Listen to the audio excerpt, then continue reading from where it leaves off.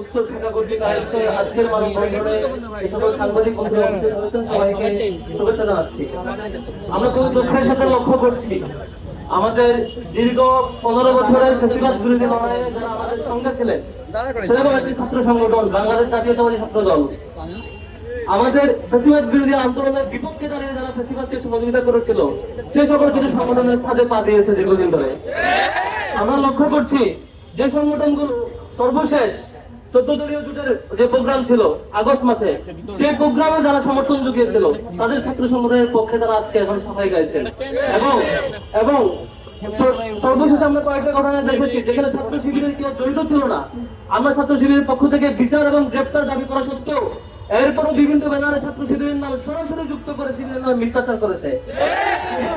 শুধুমাত্র তাদের vote ID দিয়ে এই প্রচার করে নাই, বরং তাদের যে ভেরিফাইড পেজ, ফেসবুক পেজ এবং অ্যাকাউন্ট, তাদের বিবৃতি, বক্তৃতা, ব্যানারে শিবির তোমার মৃত্যু হবে, বাঁশের লাঠি মশাল হবে, এই ধরনের স্লোগান দিয়ে, সন্ত্রাসী স্লোগান দিয়ে শিবিরকে আবারও সেই শাহবাগ মঞ্চায়ন করে শিবিরকে আবারও হত্যাযোগ্য করার একটা ষড়যন্ত্র করা হচ্ছে।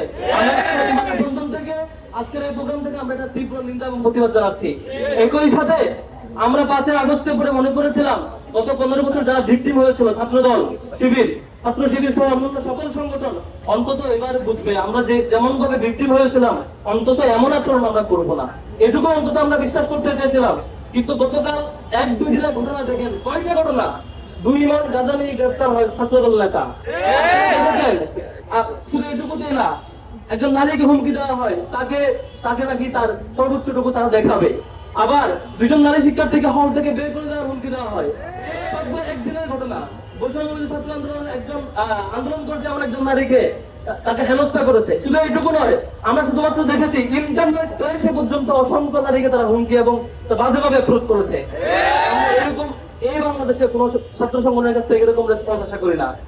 সম্মানিত উপস্থিতি, আজকে বাংলাদেশ ছাত্র শিবিরের একটি হেল্প ডেস্ক ছিল সবগুলো ন্যাশনাল ইউনিভার্সিটির ভর্তি পরীক্ষা উপলক্ষে সবগুলো কলেজের সামনে। আপনারা দেখেছেন চট্টগ্রাম কমার্স কলেজে জীবনের সব আয়োজন এখানে একসাথে। বিভৎসভাবে ছাত্রদল আক্রমণ করেছে, তীব্র নিন্দা এবং প্রতিবাদ জানাচ্ছি। আপনারা দেখেছেন ঢাকা বিভিন্ন কলেজে, বিভিন্ন ইউনিভার্সিটিতে, বিভিন্ন প্রতিষ্ঠানে রুমে শিক্ষার্থীদের উপর তারা নির্যাতন করছে। আমরা সকল হুঁশিয়ার করতে চাই, ছাত্রলীগ ভুল করেছিল কি জানেন? ছাত্রলীগ তারা যেমন শিক্ষার্থীদের উপর আক্রমণ করেছে, আক্রমণ করা এটাকে জাস্টিফাই করেছে। ঠিক আমরা ছাত্রদলের মধ্যে সেম আচরণ লক্ষ্য করছি, তারা শিক্ষার্থীদের উপর আক্রমণ করছে, আবার তারা তাদের ভেরিফাইড ফেসবুক পেজ এবং তাদের বিভিন্ন অ্যাকাউন্ট থেকে দলীয় নেতৃবৃন্দ সেগুলোকে জাস্টিফাই করছে। তারা দেখেছি এক ছাত্রদলের স্ত্রী, তারা বলছে এই চিন্তা ঘটনা যে টুনকু ঘটনা, তুচ্ছ ঘটনা নিয়ে আমরা মাথামাতি করছি। একদিনে 3-3টা নারী নির্যাতনের ঘটনাকে তারা মনে করছে তুচ্ছ ঘটনা।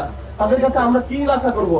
সম্মানিত উপস্থিতি, আজকের এই মানববন্ধন থেকে আমরা আবার হুঁশিয়ার করতে চাই। আমরা সেই 15 জুলাই ছাত্রলীগকে হুঁশিয়ার করেছিলাম, যদি ছাত্রলীগ ঠিক না হয়, এ ধরনের আক্রমণ অব্যাহত রাখে, তাদেরকে বাংলাদেশ ছাড়া করা হয়। ঠিক তাই হয়েছে। ছাত্র দল যদি তারা আবার ভালো পথে ফিরে না আসতে পারে, আবারও যদি এই টেন্ডারবাদী, সন্ত্রাসবাদী এবং চাঁদাবাদী রাজনীতিতে ফিরে যায়, ছাত্র দলকে হুঁশিয়ার করতে চাই। এই 5 আগস্ট পরবর্তী ছাত্র জনতার যে ফিলিংস, যে অনুভূতি, ছাত্র জনতার যে বিপ্লবী অনুভূতি এবং ন্যায়ের পক্ষে অন্যায়ের বিপক্ষে যে অনুভূতি, সেটাকে ধারণ করতে শিখুন, সেটাকে ভয় পেতে শিখুন। ভয় না পেলে আপনাদের ক্যাম্পাসের রাজনীতি তো দূরের কথা, বাংলাদেশেও আপনারা টিকা করে গেছেন আগামী রাজনীতিতে। সুতরাং ছাত্র দলের মধ্যে আমার একটা সিম্প্যাথি আছে, কেন জানেন? গত 15-16 বছরের যে দীর্ঘ আন্দোলন, সেই আন্দোলন ছাত্রদের আমাদের সহযোগিতা ছিল। সেই সিম্প্যাথি থেকে এখনো আমরা আহ্বান করতে চাই, আপনারা এই সময়টুকু থাকতে সকল অপরাধী থেকে আপনাদেরকে দল থেকে ছিন্ন করুন, দল থেকে বহিষ্কার করুন, শাস্তি নিশ্চিত করুন। এ ধরনের অপরাধকে জাস্টিফাই করতে আসবেন না। আপনাদের দলকে টপ টু বটম পুরোটা আপনারা ধারণ করতে শিখুন সত্যের পথটা। অন্তত আপনাদের সভাপতি যে শিবিরের উপর দায় দিয়ে দাও যে নির্দেশনা দিয়েছে, সেটা অন্তত আপনারা ফলো করবেন না। সেই বিশ্বাস ছাত্র দলের সকল কর্মীর কাছ থেকে আমি পেতে চাই, সেই বিশ্বাস আমরা অর্জন করতে চাই। অথবা যদি আপনারা আপনাদের দলীয় প্রধানের নির্দেশনা শিবিরের উপর দায় দিয়ে দাও, সেই প্র্যাকটিস ফলো করতে থাকে, তাহলে অপেক্ষা করেন বাংলার ছাত্র জনতা আপনাদেরকে দেখবে ইনশাআল্লাহ। আমি এই বলে আমার কথা শেষ করছি। সবাইকে ধন্যবাদ।